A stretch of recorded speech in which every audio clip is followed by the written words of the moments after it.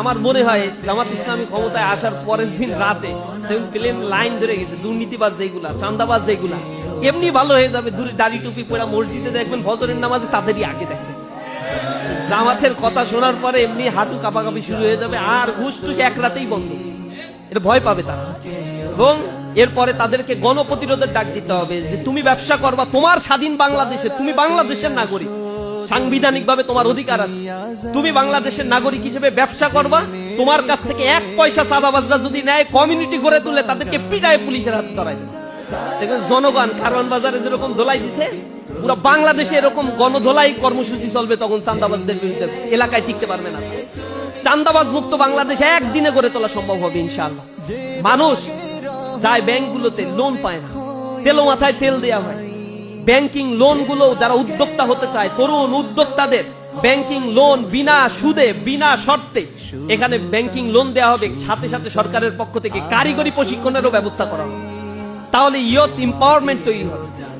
শিক্ষা ব্যবস্থা হজাবরলা অবস্থা, কারিগরি শিক্ষায় যুব শ্রেণীকে যদি শিক্ষিত করা যায়, তাহলে 6,20,00,000 মানুষ যে পভার্টির সীমার নিচে বসবাস করছে, আর 30% মানুষ এখন বাংলাদেশে চরম দারিদ্র সীমার নিচে বসবাস করছে। এই চরম দারিদ্র সীমার নিচ থেকে মানুষকে উঠাতে গেলে তাদেরকে এম্পাওয়ার্ড করতে হবে। এই এম্পাওয়ারমেন্টের জন্য তাদেরকে টেকনিক্যাল ট্রেনিং গুলো এক্সিলারেট করে দিতে হবে, এবং সেই ট্রেনিং এর জন্য জামাত ইসলামী কমিটেড। আমিরে জামাত বলেছে তাদের ইশতেহারে এটা ঘোষণা দেবে যে এই ট্রেনিং ইনস্টিটিউট গুলোকে শতভাগ ফাংশনাল করা হবে, দক্ষ ট্রেনার এখানে নিয়োগ দেওয়া হবে, এবং ট্রেনিং এর জন্য যত প্রকার ইকুইপমেন্ট দরকার তার জন্য ইয়ুথ মিনিস্ট্রিতে যা বরাদ্দ দেওয়া দরকার, এলজিআরডি থেকে মানে ইয়ুথ মিনিস্ট্রি থেকে সেই বরাদ্দগুলো শতভাগ নিশ্চিত করা হবে, এম্পাওয়ারমেন্ট করা হবে। ইউনিভার্সিটিগুলোকে টেকনিক্যাল হাব তৈরি করে ফেলা হবে। কারিগরি শিক্ষা এবং ল্যাঙ্গুয়েজ শিক্ষা দিয়ে পৃথিবীর বিভিন্ন দেশে যাতে কর্মসংস্থান সৃষ্টি হয়, সে কর্মসংস্থান সৃষ্টির জন্য সরকারি তদারকি থাকবে। বিদেশে যারা যেতে চায় তাদের মধ্যস্বত্বভোগিতার কারণে লক্ষ লক্ষ টাকা অপব্যয় হয়। এরপরে আবার টাকা দিয়ে দালালরা এই টাকাগুলো মেরে দিয়ে চলে যাচ্ছে, পাঠাচ্ছে আনইফিশিয়েন্ট স্কিল লেবার গুলো, সেখানে গিয়ে তারা সাপ্রেসড হচ্ছে, তাদের ভিসা জটিলতা হচ্ছে, পাসপোর্টে প্রবলেম তৈরি হচ্ছে। এই সমস্যাগুলো হবে একেবারে অন টু ওয়ান, অনলাইনের মাধ্যমে আবেদন করবে, কোনো মাঝখান থেকে কোনো মধ্যস্বত্বভোগী বা দালাল থাকতে পারবে না।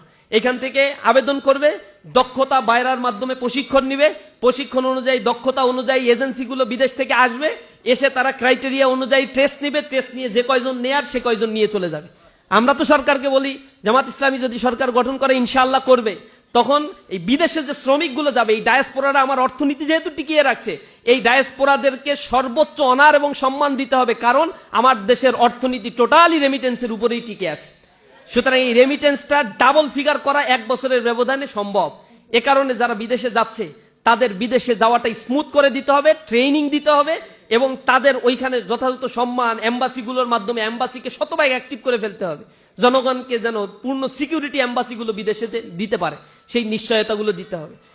এই জায়গাগুলোতে আমরা যখন মানুষের কাছে শিক্ষা, স্বাস্থ্য, দুর্নীতির বিরুদ্ধে আমাদের অবস্থান, এই universal education system, technical education system সবার জন্য, ইন্ডাস্ট্রিগুলো যাতে গ্রো আপ করে সেজন্য তাদের সুব্যবস্থাপনা, বিদেশ থেকে যারা ইনভেস্ট করতে চায় তাদের জন্য যখন ওপেন অ্যাক্সেস গুলো করে দেওয়া হবে, এই দেশের অর্থনীতির গ্রোথ গুলো সাইমালটেনিয়াসলি একেবারে ড্রামেটিক্যালি বৃদ্ধি পাবে ইনশাআল্লাহ।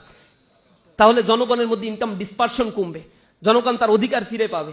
এখানে যারা মানে আততায়ী হচ্ছে, দুষ্কৃতিকারী যারা এখন হত্যাকাণ্ড ঘটাচ্ছে, এগুলো একেবারে এআই এর মাধ্যমে আন্ডার সার্ভিলেন্সের মধ্যে নিয়ে আসা সম্ভব। সর্বোচ্চ প্রোটেকশন এই জনগণের জন্য নিশ্চিত করা হবে। সামগ্রিকভাবে আমরা একটা কল্যাণমুখী রাষ্ট্র চাই, যে রাষ্ট্রটা আপনার আমার বসবাসের উপযোগী হবে, আপনার আমার মানবিক মর্যাদাগুলো প্রতিষ্ঠিত হবে, একটা শ্রেণী বেনিয়া শ্রেণী তৈরি হবে না যারা সম্পদকে কুক্ষিগত করে রাখবে। এই কথাগুলো যখন মানুষকে আমরা রোড ম্যাপ সহ বলে দিতে পারবো, এবং একমাত্র বলার সেই সৎসাহস আমাদের আছে যে আমরা দুর্নীতি করি না, আমরা নেপোটিজম করি না, আমরা তোমার সম্পদ লুটপাট করব না, আমরা তোমার সম্পদের শতভাগ নিরাপত্তা দান করব, এই কথাগুলো একমাত্র জামাত ইসলামী ছাত্র শিবিরের সাবেক দায়িত্বশীলগুলো বুক উঁচু করে একমাত্র তারাই বলার সক্ষমতা রাখে। কারণ এর পর্যন্ত 50-এর অধিক যে এমপি নির্বাচিত হয়েছে, তারা এগুলা সাক্ষ্য দিয়েছে, প্রমাণ দিয়েছে, যে মন্ত্রী যারা ছিল তারা এগুলো শতভাগ প্রমাণ করেছে। সুতরাং দেশ পরিচালনার জন্য এই সৎ মানুষগুলো আগামীর বাংলাদেশকে বিনির্মাণ করবে। নতুন বাংলাদেশকে আমরা একসাথে গড়ে তুলতে চাই।